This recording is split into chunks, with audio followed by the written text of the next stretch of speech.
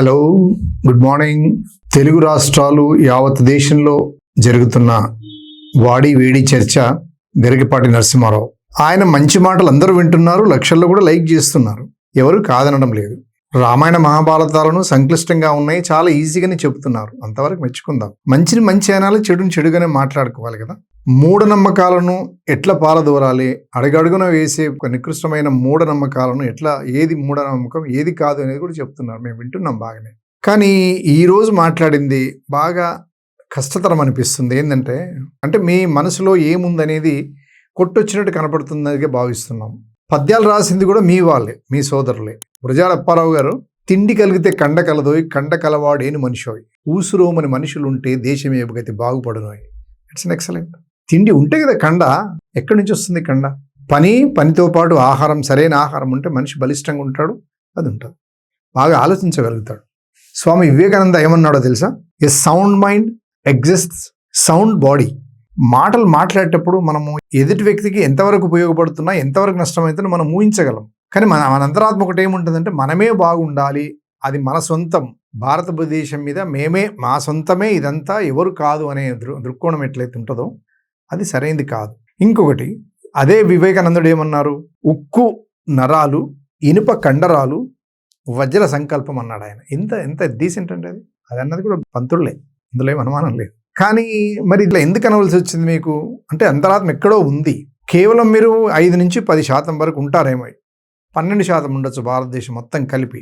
మీరు తినే ఆహారమే సరైందని జనాలకు చెప్పడము అది కరెక్ట్ కాదు.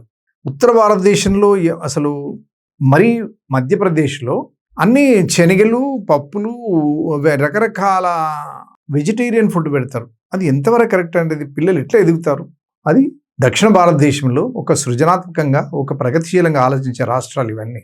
బాబుకి ఏది మంచిది, ఏది తింటే బాగుపడతాడు, అతని ఆలోచన శక్తి ఎట్లా పెరుగుతుంది, తనలో ఉన్న ఒక పరిణామాత్మకంగా ఎట్లా ఆలోచించగలుగుతాడు అనే దాని మీద దక్షిణ భారతదేశంలో ఒక మంచి ఆలోచన పరులు ఉన్నారు. కాబట్టి కోడిగుడ్డు అనేది మధ్యాహ్న భోజన పథకంలో ఖచ్చితంగా ఉండాలి అనేది ఒక నిర్ణయం తీసుకున్నది ప్రభుత్వం. ఆ భోజనంలో మీరు వెటకారంగా, వెక్కిరింతగా దాన్ని ఏమనాలో అర్థం కావడం లేదు. హిందీలో ఎగ్ కార్పొరేషన్ వాళ్ళు ఏమంటున్నారు? సండే హోయా మండే, రోజ్ కావ్ అండే. వారాలు తిథుల సంబంధం లేదు, రోజు కోడిగుడ్డు పెట్టండి, మీరు తినండి. మెజారిటీ నా చిన్న స్నేహితులు బ్రాహ్మణ్స్, వాళ్ళు ఎప్పుడు ఆ దవాఖాన పోయినా కూడా ఎగ్ తినమంటుండు బాస్ అని అంటే, తినాలన్నా అంటే మా సంప్రదాయం ఒప్పుకోదు కదా అంటే, అక్కడక్కడ తింటున్నారు. వెజిటేరియన్స్ అంతా కూడా కొంత ధైర్యం చేసి ముందుకు వెళ్తున్నారు. ఆ సందర్భంలో ఏదో జరిగిపోతున్నట్టుగా మీరేదో ప్రవచనం చేస్తుంటే, మీ ముందున్న మెదడులేని మనుషులంతా కూడా చప్పట్లు కొట్టడం ఎంతవరకు సమంజసం? మనం ఒక సైన్స్ గురించి మాట్లాడాలి అని అనుకుంటే, జంతువు అనే కణజాలం నుంచి ఏదొచ్చినా కూడా అది పాలు, పెరుగు, వెన్న, నెయ్యి, ఇవన్నీ కూడా ఆవు పాలనైనా, బర్రె పాలైనా, మేక పాలైనా ఇవన్నిటి నుంచి వస్తాయి. ఇవన్నీ ఆ మొదటి స్టేజ్లో ఉన్న ఆ పాలు, పెరుగు, నెయ్యి పవిత్రమవుతుంది. అది ఇచ్చినటువంటి వాటి మాంసం తింటే అపవిత్రుడు, ఒంటరాని వాడు ఎట్లా అవుతాడండి? మనం ప్రశ్న వేసుకుందాం. ఇట్స్ వెజిటేరియన్, ఇది నాన్ వెజిటేరియన్. బాడీలో నుంచి వచ్చినటువంటి కండరాల నుంచి, రక్త కణాల నుంచి వచ్చినటువంటి ఆ పాలు అనే అంశము అది పవిత్రమైపోయింది. మనం విపరీతంగా అడుగుతాము. నేను నార్త్ ఇండియా మన టూర్ పోతే ఏ గుళ్ళకి పోయినా పాలతో లింగాన్ని అడుగుతున్నారు. ఆడ చిన్న పిల్లలు పాలు అని ఎదురు చూస్తుంటారు, సంటి పిల్లలు చిన్న గిన్నె పట్టుకొని. వాళ్ళు అయ్యో ఆ పాలు మాకు పోస్తే బాగుండు అంటారు, కానీ ఆ లింగం మీద పోస్తే లింగం నుంచి గట్ల పడితే గట్ల నుంచి మోరిలోకి వెళ్ళిపోతాయి. అంటే దేవుడు మాత్రం పాలు పోయమని అనడు, ఆయనకు అవసరం లేదు. ఆయన ఏ శాస్త్రాలలో కూడా పాలు అనేది అడగడు. నెయ్యి పెట్టి అడుగుతారు, అది నెయ్యి కూడా అడగాడు ఆయన. సర్ప్లస్ నెయ్యి కానీ, సర్ప్లస్ మిల్క్ కానీ పేదలకు పోస్తే వాళ్ళు బలిష్టం అవుతారని మనకుండే ఈ అమానవీయమైన కుల సంప్రదాయం పెంచి పోషిస్తున్నటువంటి ధర్మం అది. అంటే కొన్ని మూఢనమ్మకాల పట్ల అవి చేస్తున్నారు. కానీ ఏంది, నాణ్యమైన విద్య అందించమన్నారు. పొరపాటున అన్నారో మరి ఎట్లా అన్నారో కానీ ఆ మాట అయితే అన్నారు. మీరు నాణ్యమైన విద్య అందించమన్నారు, అందిస్తుంది ప్రభుత్వం, మన గవర్నమెంట్. మన దక్షిణాది రాష్ట్రాలకు మీరు అన్ని భాషల ప్రవచనాలు చేయండి, నాణ్యమైన విద్య ఇవ్వండి. మధ్యాహ్న భోజన పథకం ఎందుకు పెడతారు? మీ ఇంట్లో అంట్లు తోమటానికి ఒక బీసీ అమ్మాయి ఉంటుంది, మీ ఇంట్లో అవేంటి మీ వాకిలి తర్వాత అవన్నీ క్లీన్ చేయడానికి బయటనే ఉండటానికి ఒక ఎస్సీ అమ్మాయి ఉంటుంది. వాళ్ళ పిల్లలు ఎక్కడ చదువుతారు? మీరు ఉదయం లేవగానే, బెడ్ మీదకి లేవగానే జంజ మెడకేసుకొని ఒక శ్లోకం చదువుకుంటూ బాత్రూమ్కి వెళ్తారు, వాష్రూమ్కి వెళ్ళి దినవారీ కార్యక్రమం పూర్తి చేసుకొని వస్తారు. అది క్లీన్ చేసేది ఎవరు? వీళ్ళ పిల్లలే. అరే ఒక రకంగా హెల్ప్ చేశారులేండి మీరు. ఇప్పుడు మాట్లాడే వాళ్ళందరికీ మీలో ఉన్న నిగూఢత్వాన్ని బయట పెట్టింది, దాని మీద చర్చ జరిగింది, ఇంకా జరగాలి. ఏళ్ల తరబడి జరగాలి. ప్రభుత్వం చంద్రబాబు నాయుడు తర్వాత మన గౌరవ ముఖ్యమంత్రి రేవంత్ రెడ్డి వరకు కూడా వెళ్ళాలి ఇది. అవును, గుడ్డు ఇవ్వాలి, ఖచ్చితంగా ఇవ్వాలి, వారానికి ఒక రోజు మాంసం ఇవ్వాలి. మీరు కూడా చాలా ప్రవచనాలు చెప్పారు సార్. మీరు ఏమన్నారు, మాంసం తినేవాళ్ళు తినాలండి, మాలాంటి పప్పులు బెల్లాలు తింటే కుదరదండి, పని కష్టం చేయాలి, మూట కష్టం చేయాలి అని అంటే ఖచ్చితంగా మాంసం తినమని మీరు ఎంకరేజ్ చేశారు. I love your turns. కానీ ఈ గుడ్డు కడ ఏమొచ్చింది మీకు? పొరపాటో గ్రహపాటో మొత్తానికి అన్నారు. ఇంకా మంచి ఆహారం పెట్టమని ప్రోత్సహించేలా మళ్ళొక వీడియో చేస్తే మీరు కంటిన్యూ అవుతారు. మేమేమి అంటున్నామని మీరు బాధపడిపోకూడదు. మీకు తోడు ఇంకొకరు ఎవరైనా వస్తే ఇబ్బంది అవుతుంది. అప్పుడు జనమంతా చాలా ఇబ్బందికరంగానే మాట్లాడవలసి వస్తుంది.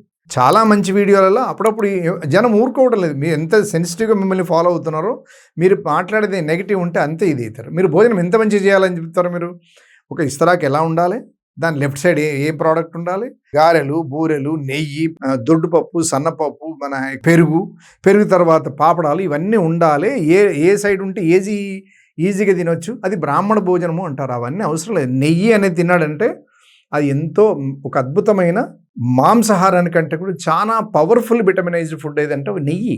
అది అందరూ తినేలా ప్రోత్సహించండి. మహారాష్ట్రలో దళితులు ఒక ఫంక్షన్లో నెయ్యి వడ్డించుకుంటే అక్కడే ఉన్నటువంటి పీష్వాలు పరిగెత్తుకొచ్చి మీరు నెయ్యి తింటారా అని ఆ పళ్ళాలు తిని మట్టిలో గెలిపారు. అంతటి దుర్మార్గం. అది న్యాయం కాదు. అది అందరూ భారతదేశంలో గురజాడన్నట్టు తిండి ఉంటేనే కండ ఉంటుందని చెప్పిండు ఆయన. కండ ఉంటేనే అన్నీ ఉంటాయి. ఇప్పుడు రైల్వే లైన్ వేశారు, మాంసాహారం తిన్నారు, రోడ్లు వేశారు, మాంసం తిన్నారు, బంగళాలు కట్టారు, మాంసం తిన్నారు. చేసిందంతా కింది స్థాయిలో. మీరు ఎంతసేపు మీలో మీరు కొట్టుకున్నారు. అది గుర్తుపెట్టుకోండి సార్. మీరు కొన్నిసార్లు కరెక్షన్ చేసుకునే ఒక మహోన్నతమైన మనస్తత్వం ఇది దీనికి ఆ గుడ్డులో ఉన్న విటమిన్స్ ఏవో స్పష్టంగా చెప్పండి. దాంతోపాటు మాంసం కూడా తినమని మీరు ప్రోత్సహించండి. గుడ్డు కోడి పాలు ఇవ్వదు, అది గుడ్డు మాత్రం పెడుతుంది. అది పొదిగి పిల్లలను చేస్తుంది.